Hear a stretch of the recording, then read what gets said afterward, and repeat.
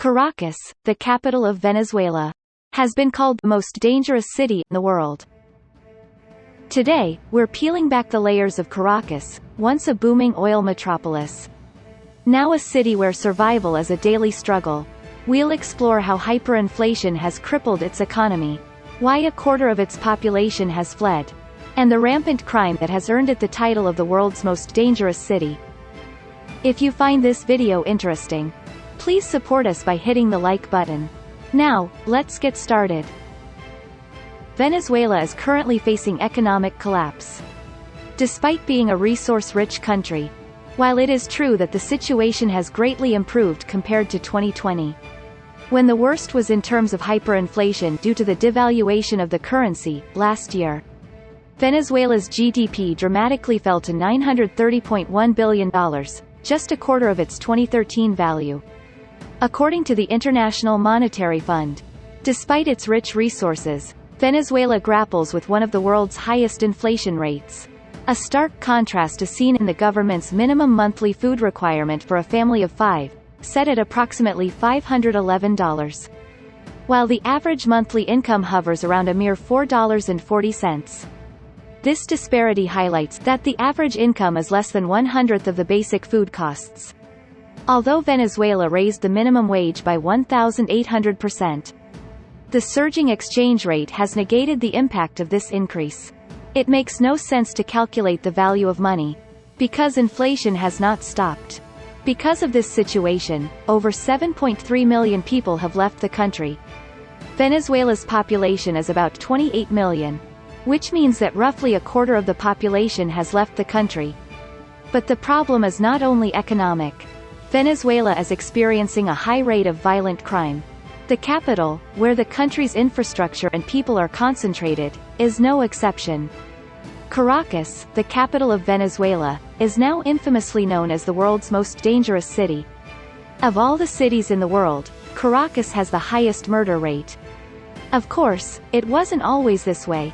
Venezuela began drilling for oil in the 1930s, and with the aggressive entry of foreign companies, oil production expanded rapidly and the country grew to become one of the world's leading oil exporters. Naturally, this led to national growth, but it was growth based solely on oil. The Ciudad Universitaria de Caracas, a significant part of the city, was declared a UNESCO World Heritage Site in 2000, and museums as well as skyscrapers and department stores began to line the streets, and a subway system was built. Until this time, Caracas had not yet climbed the rankings of the most dangerous cities. Today, Caracas still has many skyscrapers over 20 stories high, but most of them were built in the 1950s and 1960s. Which shows how prosperous Venezuela was in the past. Despite the economic challenges, Venezuela continues to be a country rich in natural resources. Its proven reserves of oil, gold, and natural gas are among the top 5 in the world, and other abundant resources, such as iron ore, copper, bauxite, gold, and diamonds can also be calculated. So how did Venezuela come to be plagued by economic collapse? The most dominant opinion is the populist theory of exile. This is the view that Venezuela has gone downhill rapidly because of the excessive populist policies of President Hugo Chavez. Populism is a political ideology or activity that focuses on gaining popularity among the masses. President Hugo Chavez, who came to power in 1999, had utilized the country's oil resources to provide free education and medical services, build apartments for low-income people, and sell food, medicine, and other necessities of life at much lower prices than market prices. He also developed state-run stores that sell food, medical supplies, and other necessities of life at much lower prices than market prices. Even today, you can fill up your car with gasoline in Venezuela for less than $1. The decline in international oil prices in 2013 marked a critical turning point, leading to the faltering of Venezuela's oil-dependent economy and rendering its populist policies unsustainable. Prices of food and daily necessities, on which the country depended on imports, also skyrocketed. The problem here was that Venezuela's infrastructure was completely undeveloped. It did nothing to improve the nation's economic competitiveness. using the money it earned from oil only for luxuries. Naturally, they had no other means of earning money besides oil. Experts attribute Venezuela's collapse to a combination of populism and rampant corruption. These factors have not only led to economic chaos, but also fueled widespread public anger and resentment. Caracas, the capital, has borne the brunt of this turmoil. It could be said that the problems that had been accumulating exploded. There were poor people when Venezuela was prosperous, of course.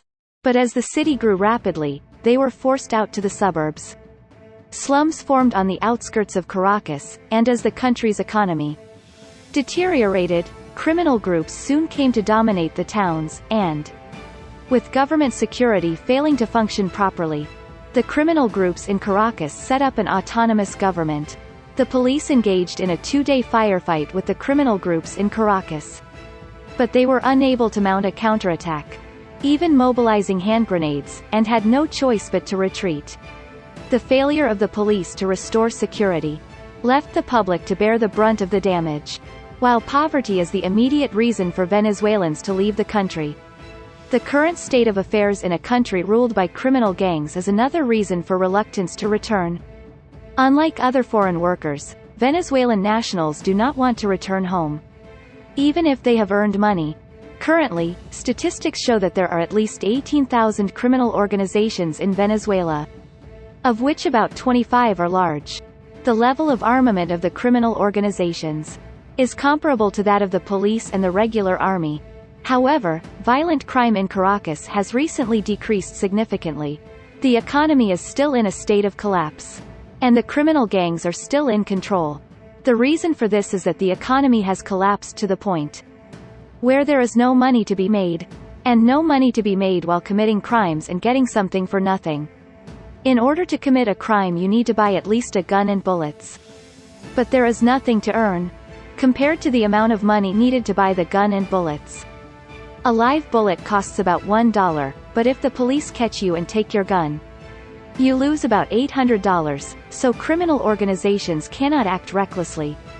However, this means that the crime rate has decreased a little. But Caracas is still the most dangerous city in the world. Violent crimes like robberies and murders have gone down, but thefts have skyrocketed. Driven by desperation, people are stealing anything of value, from telephone copper wires to livestock, as long as it can be sold for cash.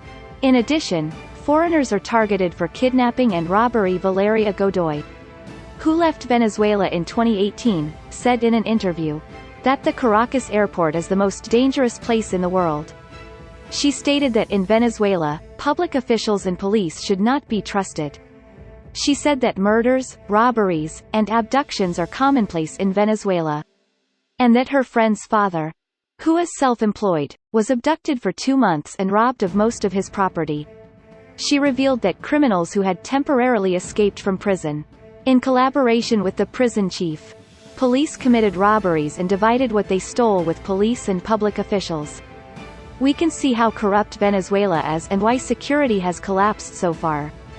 In fact, in March 2019, the U.S. removed all American personnel working at the U.S. Embassy in Caracas.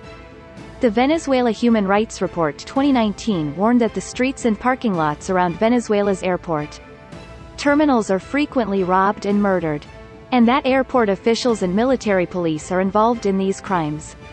As a result, U.S. diplomats visiting Caracas are required to use bulletproof clothing.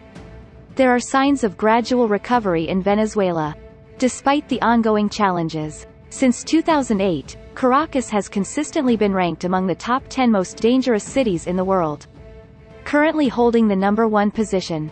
When will Caracas regain its former fame? This was about Caracas, the capital of Venezuela, which was once called Hell. Thank you for watching. Don't forget to like, comment, and subscribe for more insightful content. Take care and see you in the next video. Goodbye.